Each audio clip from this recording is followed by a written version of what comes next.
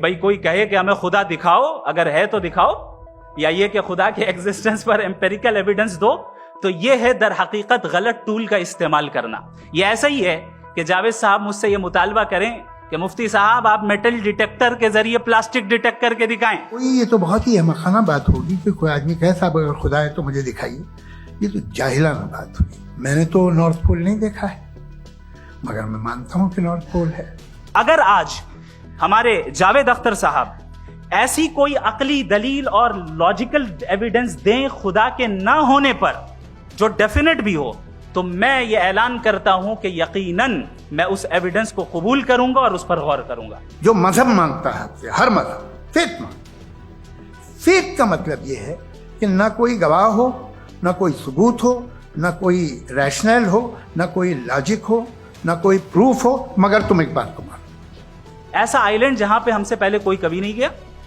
चलते चलते आपके सामने अचानक आपने देखा एक पिंक कलर की बॉल पड़ी हुई है।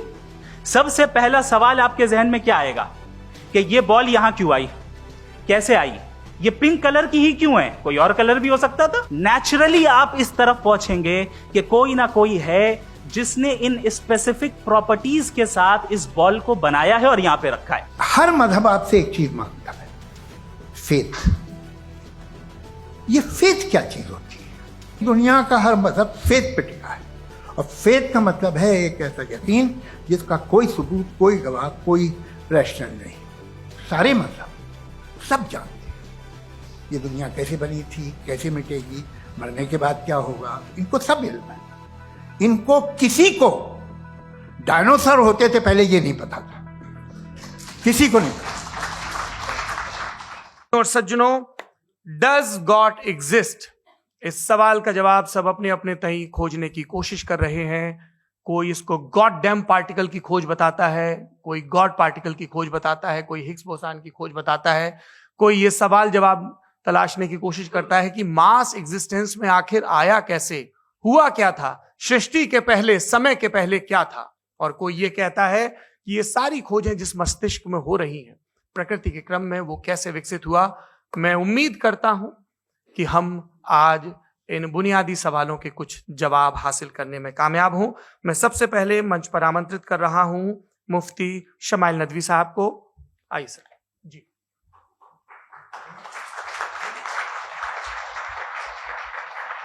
तमाम तारीफें उस क्रिएटर के लिए जिसने इस यूनिवर्स को एक मकसद के तहत पैदा किया है। रिस्पेक्टेड जनाब जावेद अख्तर साहब, मिस्टर सौरभ द्विवेदी और respected audience, thank you all for being here today.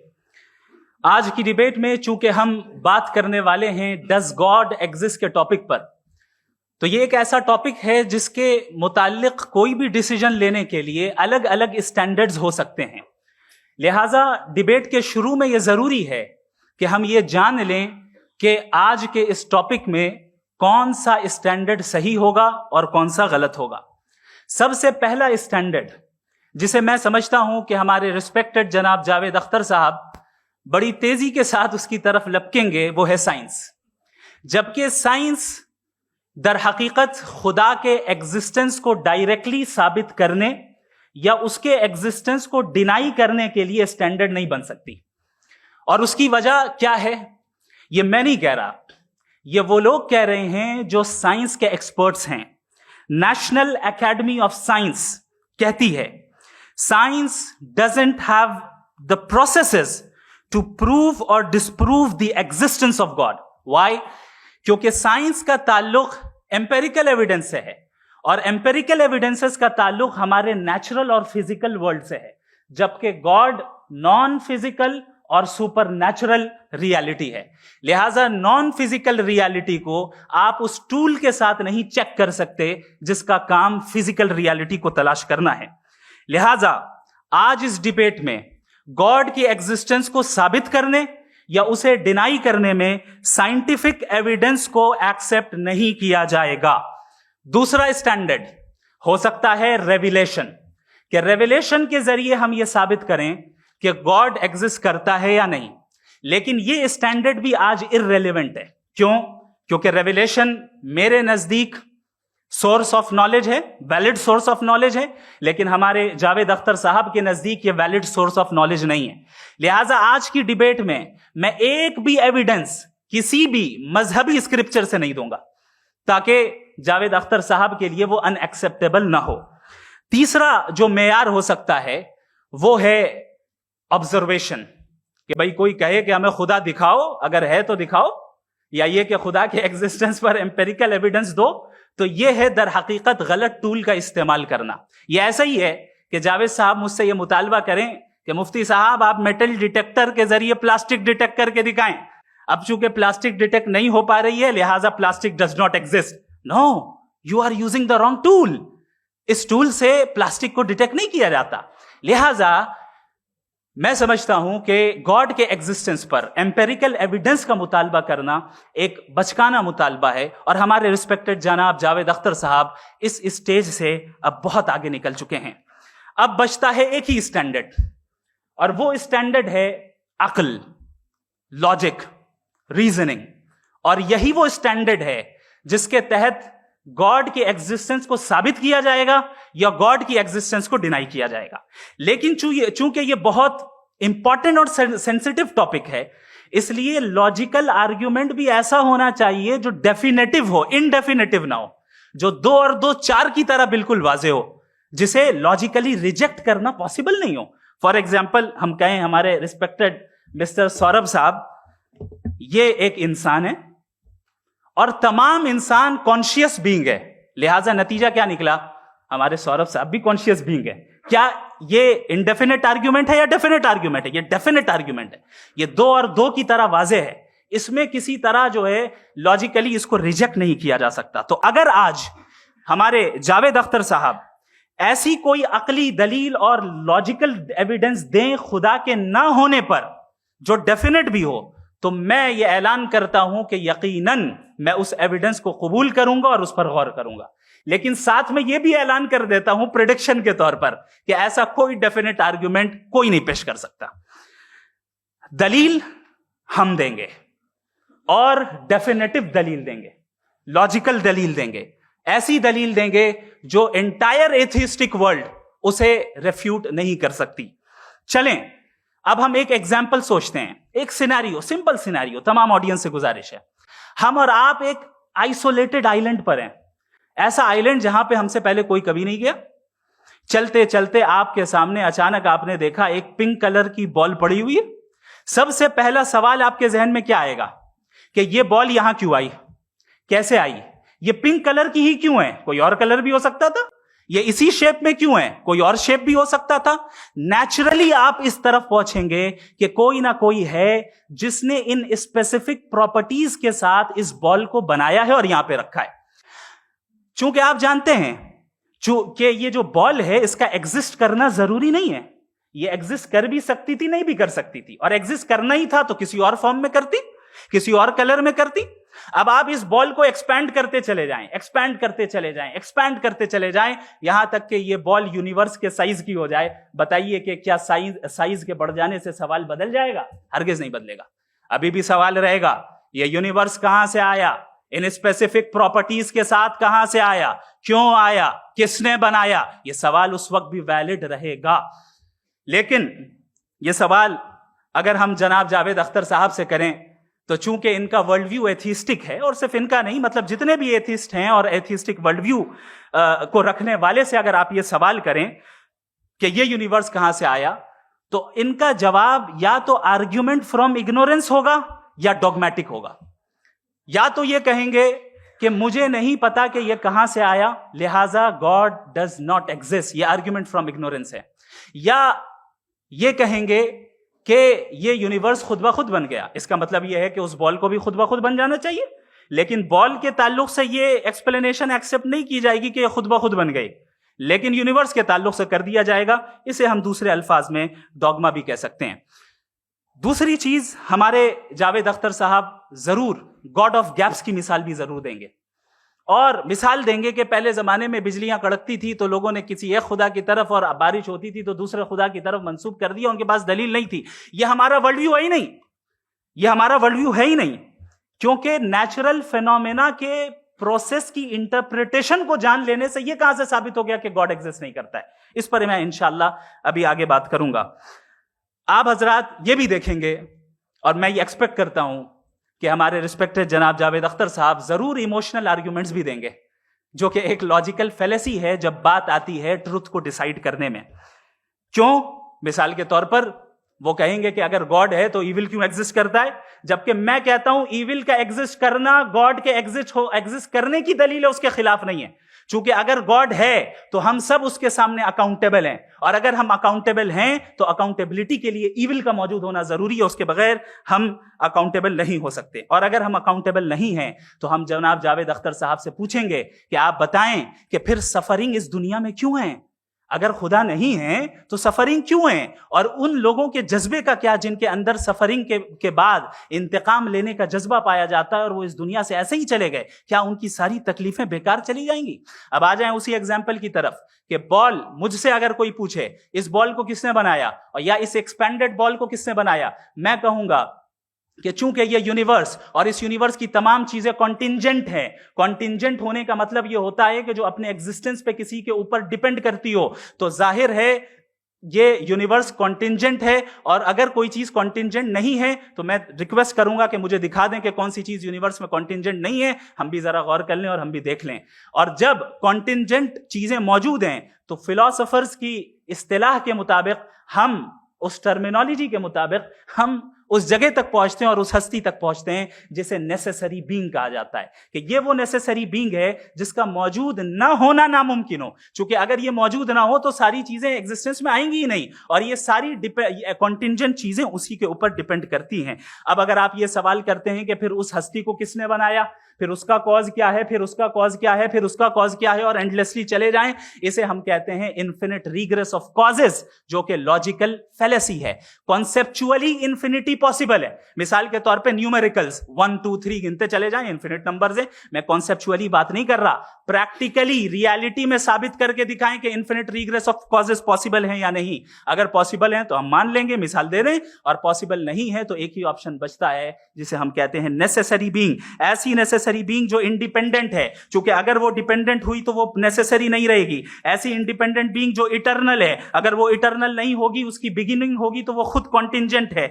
ऐसी बीइंग जो पावरफुल है, क्योंकि कॉन्टिंजेंट को एक्चुअलाइज करने के लिए पावर चाहिए। ऐसी बीइंग जो इंटेलिजेंट है और नॉलेजेबल है, क्योंकि ये यूनिवर्स स्पेसिफिक फॉर्म और स्पेसिफिक लॉज ऑफ नेचर के तहत प्रिसाइजली चल रहा है। Thank you. थैंक यू मुफ्ती साहब। मैं इन दलीलों के बाद जावेद अख्तर साहब से गुजारिश करूंगा, आप बैठ के बोलना चाहेंगे हमारे? जी।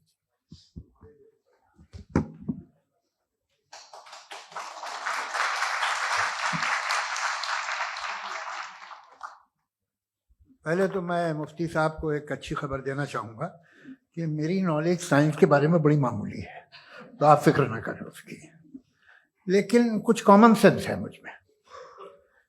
देखिए, ये खुदा का तस्वुर कोई नया तस्वुर नहीं है, ये सदियों से रहा है। ये कुछ रिलीजन 3000 साल पुराने होंगे, 4000 साल पुराने होंगे, लेकिन इंसान कोई 10,000 12,000 साल से एग्जिस्ट करता है होमो सेपियन की शक्ल में, और हमेशा कुछ ना कुछ मजहब रहे।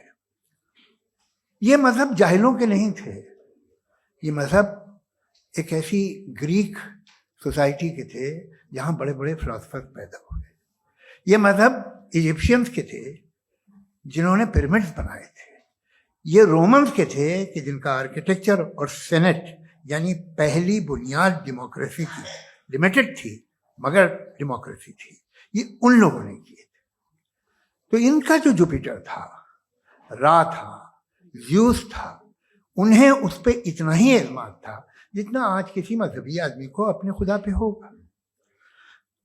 क्रिश्चियनिटी आने से पहले यूरोप में एक मजहब था, जर्मेनिक रिलीजन। उसका एक खुदा था, उसकी एक बीवी थी, उसके 2 बेटे थे, एक बेटी थी। फिर जर्मनी में जब यूरोप में क्रिश्चियनिटी आई तो वो खुदा, उसकी बीवी और पूरे ख़ानदान चला गया।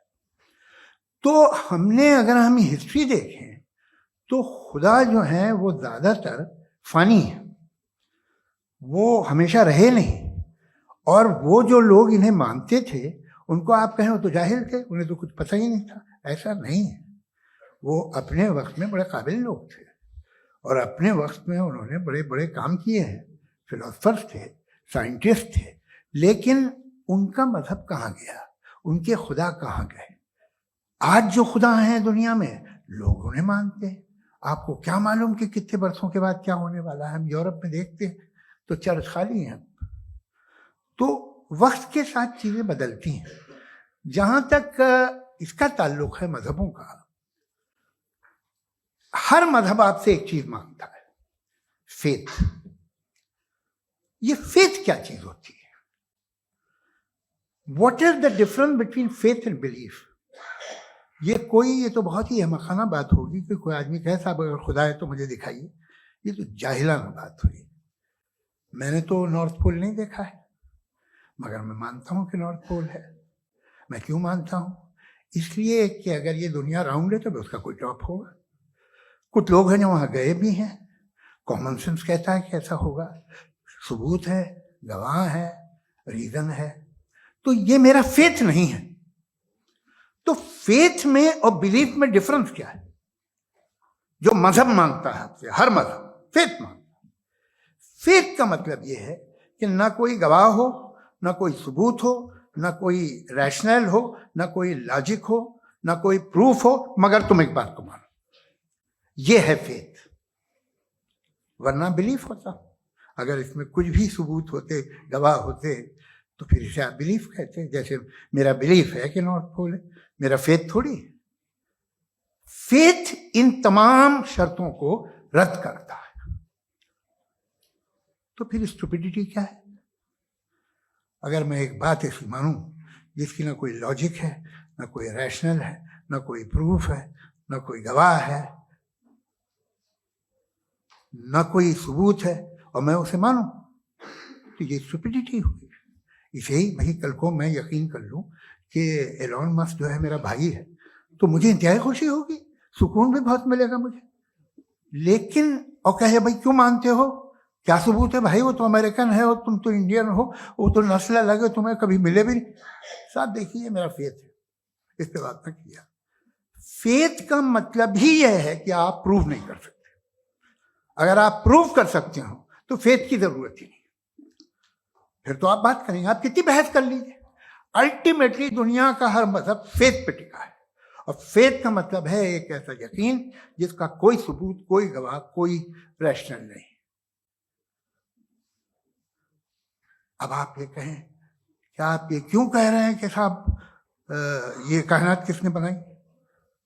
कमाल ये है कि आपने बताया कि एक आइलैंड पे गए और एक बॉल देखी। आपने ये नहीं कहा कि आइलैंड किसने बनाया, आपको सिर्फ बॉल पे हैरत हुई। हमने आइलैंड पे हमने हैरत नहीं की, होते हैं आइलैंड। इसी तरह ये आइलैंड है, सितारे, ये गैलेक्सीज, ये सब आइलैंड हैं, खला में।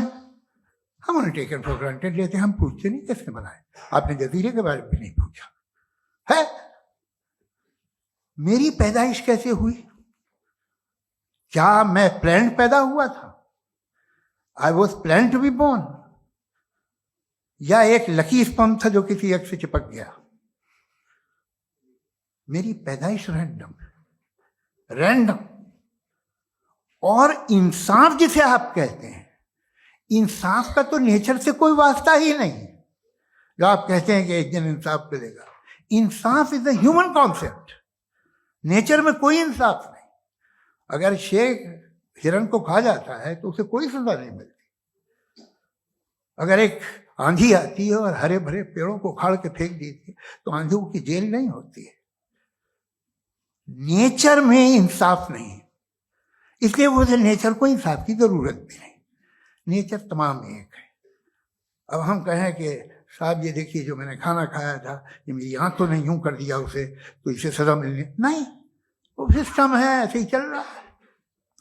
नेचर बगैर इंसाफ के है। इंसाफ इज अ ह्यूमन कॉन्सेप्ट।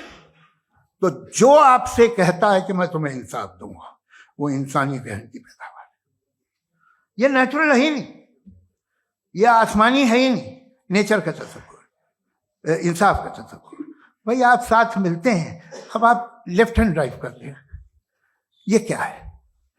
तमाम सच, तमाम नेकी, तमाम शराफत लेफ्ट हैंड ड्राइव है। वरना क्या होगा, या तो आप क्रॉस कर देंगे, आपका एक्सीडेंट हो जाएगा, या आप किसी को मार देंगे, या ट्रैफिक जैम हो जाएगा। झूठ, बेईमानी, रिश्वतखोरी, ये तमाम जो है driving on the wrong side, इसके ऊपर कुछ नहीं। ये तो हमने बनाया, जैसे हमने लेफ्ट हैंड ड्राइव बनाई है। ये कॉन्सेप्ट ऑफ इंसाफ जो है ये हमारा है, इसका नेचर से कोई वास्ता नहीं। शेर खा जाता है हिरन को, उसे जेल होती है क्या? कुछ भी नहीं, है ही नहीं। तो ये जो दुनिया के रिलीजन प्रॉमिस करते हैं आपसे इंसाफ, इसी से मालूम होता है कि मैन मेड है। ये तसव्वुर कहीं और का है ही नहीं। जो नेचर है, कुछ लोग कहते हैं नेचर ही खुदा है, तो नेचर में तो इंसाफ नहीं कहीं। और आप वादा कर रहे हैं कि तुम्हें मरने के बाद इंसाफ मिलेगा।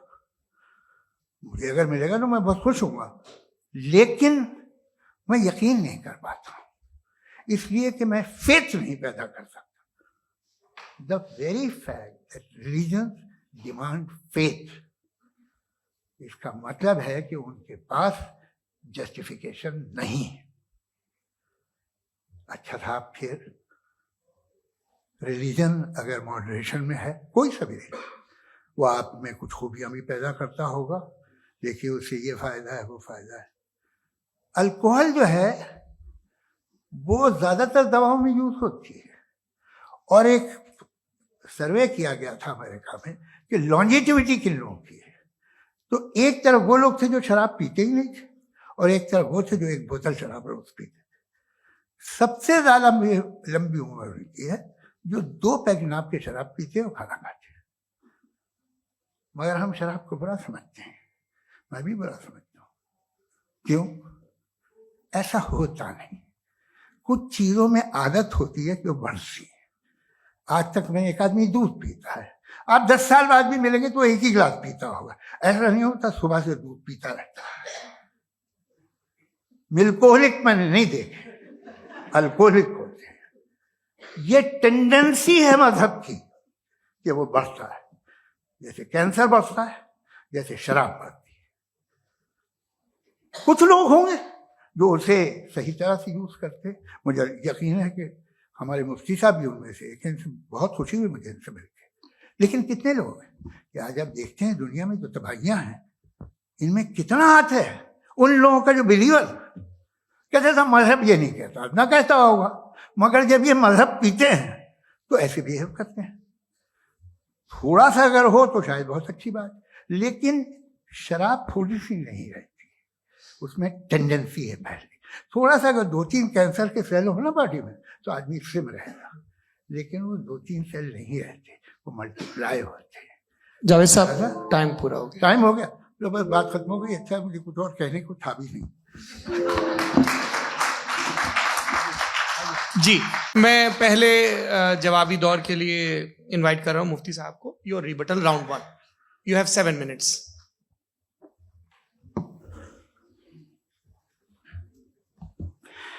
Thank you very much Javed साहब। आपकी बात को सुनकर बड़े महजूज हुए हम लोग। महजूज, do you understand? We enjoyed. Okay, अब थोड़ा सा लॉजिकली उसको हम लोग देखते हैं। दरअसल हम लोगों ने कल गुजारिश की थी मुफ्ती साहब से भी, जावेद साहब से भी, कि हिंदुस्तानी जबान आम फहम सबको समझ में आ जाए, और जहां कहीं आप मुश्किल शब्द इस्तेमाल करें वहां बताते भी चलें। Thank you. तो सबसे पहले हमारे रिस्पेक्टेड जावेद साहब ने हवाला दिया कि खुदा फानी है। कितने मजहब आगे चले गए, किसी ने जुपिटर को खुदा माना, किसी ने किसी को माना। मैं कहता हूं जिसने कॉन्टिंजेंट चीज को खुदा माना, गलत माना, वो खुदा ही नहीं, वो खुदा ही नहीं है। हम तो नेसेसरी बीइंग को साबित करने बैठे हैं, वो नेसेसरी कॉज जो इटरनल है, जो अबदी भी है और अजली भी है। हम किसी और को साबित करने नहीं बैठे। दूसरी चीज उन्होंने कहा कि फेथ एंड बिलीफ, ये एक ऐसी डेफिनेशन है फेथ की जो इन्होंने पहली मर्तबा पेश की है, या माफ कीजिएगा, इन्होंने पहली मर्तबा पेश नहीं की है, रिचर्ड डॉकिंस ने पहली मर्तबा पेश की है। मुझे मालूम है ये सोर्स कहां से है। एपिस्टेमोलॉजिकली फेथ और बिलीफ का फर्क आप इस तरह नहीं कर सकते सर। फेथ सही भी होता है, गलत भी होता है, बिलीफ सही भी होता है, गलत भी होता है। जो लॉजिक, रीजन और एविडेंस से बैक्ड होगा वो फेथ सही होगा। और आप जिस फेथ की बात कर रहे हैं कि इलॉजिकल है और उसके पीछे नहीं है, तो we are on the same page. हम नहीं मानते उस फेथ को। जो फेथ ऐसा हो जिसके पीछे कोई लॉजिक ना हो, एविडेंस ना हो, हम नहीं मानते। हम तो उस फेथ के कायल हैं जिसके पीछे लॉजिक हो और एविडेंस हो। तो बिलीफ सही भी होता है, गलत भी होता है, फेथ भी सही होता है और गलत भी होता है। तो आज फेथ और बिलीफ के डिफरेंस पे बात नहीं हो रही। आज आप चाहे फेथ एक्सेप्ट कर लें या बिलीफ एक्सेप्ट कर लें, आज ये बात होगी कि ट्रूथ क्या है। चाहे ट्रू बिलीफ सही है या ट्रू फेथ सही है, और फॉल्स फेथ क्या है और फॉल्स बिलीफ क्या है, बात इस पे हो रही। दूसरी चीज इन्होंने पूछा, स्टुपिडिटी फिर क्या है? अगर फेथ, रिलीजन स्टुपिडिटी नहीं है तो और क्या है? चूंकि फेथ का मुतालबा करते हैं तो स्टुपिडिटी क्या है? मैं कहता हूं स्टुपिडिटी एथिज्म है। उसकी वजह यह है कि आप एक सड़क पे जा रहे हो और आप किसी गार्डन में जाएं और देखें वहां लिखा है फूलों के साथ, I love Javed Akhtar and I really do, I love you sir.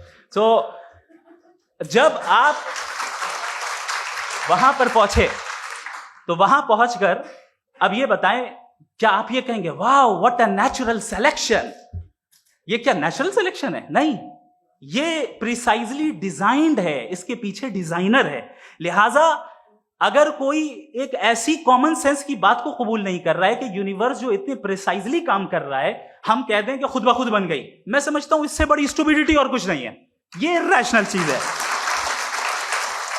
फिर हमारे सर ने कहा कि आपने बॉल पे फोकस किया, आइलैंड पे फोकस नहीं किया। अरे आइलैंड को किसने बनाया, यही समझाने के लिए तो बॉल की मिसाल दे रहा हूं। और बॉल भी कॉन्टिंजेंट है, आइलैंड भी कॉन्टिंजेंट है, दोनों नेसेसरी बीइंग का मुतालबा करते हैं। आगे इन्होंने कहा कि नेचर में कोई इंसाफ नहीं है। हम डिसाइड करते हैं कि मोरालिटी क्या होती है, इंसाफ क्या होता है। हम डिसाइड करते हैं, जैसे ड्राइविंग सीट में ट्रैफिक वाला, ये तो किसी खुदा ने नहीं कहा, ये है, इसे कहते हैं फॉल्स इक्विवेलेंस। ये एक लॉजिकल फेलेसी है। आपने जो है मिसाल दी ड्राइविंग की और ट्रैफिक की, ये सब्जेक्टिव मोरालिटी है। आप सब्जेक्टिव मोरालिटी को मिसाल बनाकर ऑब्जेक्टिव मोरालिटी के ऊपर नहीं थोप सकते। इंसाफ की ऑब्जेक्टिव मोरालिटी है। अगर आप ये कहते हैं कि नेचर में इंसाफ नहीं है, तो इंसाफ का न होना ये नेचुरल हुआ, तो फिर नेचर को नेचर रहने दे। क्यों हम इतना स्ट्राइव कर रहे हैं दुनिया में इंसाफ लाने के लिए? ये तो इलॉजिकल बात है, इरैशनल बात है। इसलिए बहुत सी चीजें ऐसी हैं जो ऑब्जेक्टिवली जो है इविल या गुड हैं, और बहुत सी चीजें ऐसी हैं जो सब्जेक्टिवली हैं। सब्जेक्टिवली जो मोरल होता है या इमोरल होता है, उसको हम सोशल कंसेंसस से या पर्सनल प्रेफरेंस से डिसाइड करते हैं। लेकिन जो ऑब्जेक्टिव मोरालिटी है, जिसमें इंसाफ आया, जो इन्होंने बार बार रिपीट किया, ये ऑब्जेक्टिव है, सब्जेक्टिव नहीं है। अगर आप कहते हैं ये सब्जेक्टिव है, तो मेरा सवाल आपसे यह है, क्या सोशल कंसेंसस के जरिए अगर जुल्म को सही करार दे दिया जाएगा तो आप जुल्म को जस्टिफाई करेंगे? दूसरी चीज इन्होंने यह कहा कि 2 पैक शराब पी लें तो वो उतने पे नहीं रहता, बढ़ जाता है। यही मामला मजहब के साथ है। 2 पैक आप पी लें, बढ़ेगा। तो ये एक ऐसी मिसाल है, इसको कहीं भी फिट कर लें कि आप एथिज्म पे जब फिट करें, जब आप 2 पैक एथिज्म का लेंगे ना, तो वो बढ़ बढ़ के नॉर्थ कोरिया बनेगा। Thank you.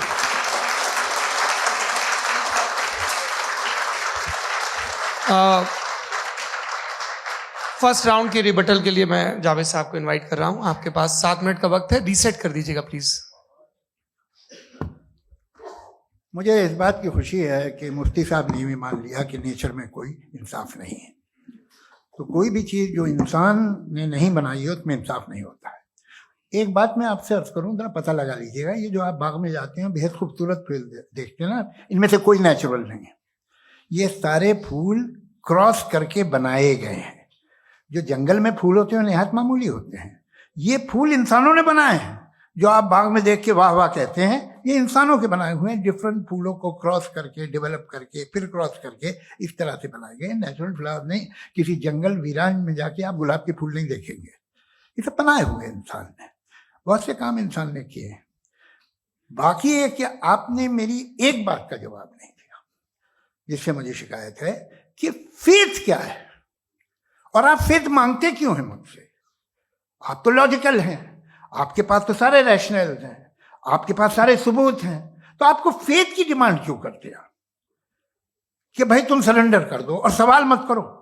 कोई मजहब सारे सवाल करने की इजाजत नहीं देता है और मना करता है कि ज्यादा सवाल ना करो, बह जाओगे तुम। आप क्यों रोकते हैं? हकीकत ये है कि इंसानी तारीख क्या है। इंसानी तारीख ये है कि दुनिया में दो तरह के लोग हुए हैं। एक वो जिन्होंने अपनी लाइल्मी की परस्तिश की है, दूसरे वो जिन्होंने अपनी इग्नोरेंस या लाइल्मी से झगड़ा किया है और मालूम किया है कि क्या है। ये जो आप कह रहे हैं, आज आप हैरान हैं कि भाई ये यूनिवर्स कैसे बनी। लोग हैरान थे कि सूरज डूबता है तो इधर से कैसे निकलता है। और आप एक कदम जाके हमेशा का मानने को तैयार है, एक कदम पीछे ही मान जाइए। भाई आप इसके बाद जाते हो, कहते सवाल ना करना कि ये कहां से आया, ये पावर तो हमेशा से हमेशा रहेगी। तो आप यूनिवर्स के बारे में मानने में क्या तकलीफ है? एक कदम पहले रुक जाइए। ये हमेशा से थी या नहीं थी हमें मालूम नहीं है। और ये कहना कि हमें मालूम नहीं है, कमाल ये है कि दुनिया के सारे मजहब सब जानते हैं ये दुनिया कैसे बनी थी, कैसे मिटेगी, मरने के बाद क्या होगा, इनको सब इल्म है। इनको किसी को डायनासोर होते थे पहले ये नहीं पता था, किसी को नहीं पता। किसी भी दुनिया की मजहबी किताब में डायनासोर का जिक्र नहीं है। लेकिन बाकी सब बातें, how to make universe in 4 easy lessons and बाकी सब पता है। जिसको सब पता है वो गड़बड़ है। हम में ये इंकिसार, ये ह्यूमिलिटी होनी चाहिए कि हम ये कहें कि हमें ये बहुत सारी बातें नहीं मालूम, लेकिन हम उनकी परस्तिश ना करें, अपनी लाइल्मी को की परस्तिश ना करें, हम उसे पता लगाने की कोशिश करें। जिस दुनिया में आप बैठे हैं सर, ये हॉल जो है, ये इलेक्ट्रिसिटी जो है, ये माइक जो है, जिस हवाई जहाज से आप आए थे, वो जिस कार से आप यहाँ आए हैं, ये सब उन लोगों की बनाई हुई है जिन्होंने सवाल किए थे। ये दुनिया जिसमें आप आज आराम से हैं, ये उन लोगों की बनाई है कि जिन्होंने सवाल किए थे। और हर स्टेज पे इन सवालों को मकरूह कहा गया था, गलत कहा गया था। आप जरा तारीख पढ़िए, एक बड़ी दिलचस्प किताब है बर्ट्रैंड रसेल की, जिसमें उसने रिलीजन एंड साइंस कि कब से रिलीजन जो है साइंस के अगेंस्ट है। और हद तो यह है कि भाप के इंजन के खिलाफ थे, स्टीम इंजन के भी खिलाफ थे, और फतवे हुए उन पे, वेटिकन ने दिए। तो ये हमेशा, अभी जैसे ही ये राइट विंगर आते हैं अमेरिका में पावर में, तो वो जो अपना ये क्या बोलते हैं उसे, सीड क्या वर्ड है, सीड क्या जो, हाँ नहीं सीड जो होते हैं जिसपे जी, नहीं भाई, वो जो ह्यूमन बॉडी के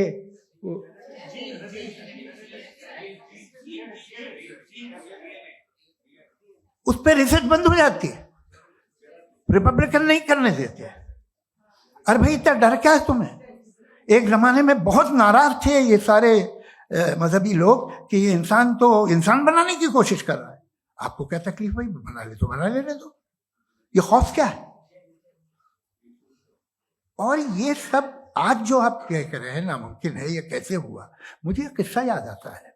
जब मैं 6ठी क्लास में था तो मैं मैथमेटिक्स में बहुत वीक था, तो एक टीचर रख दिया गया, उसने 1 2 3 4 5 6 7 तो सिखा दिया मुझे। वो दिन मैं भूल नहीं सकता हूँ मुफ्ती साहब, जिस दिन उसने ये बताया कि 1/2 क्या होता है और 3/4 क्या होता है।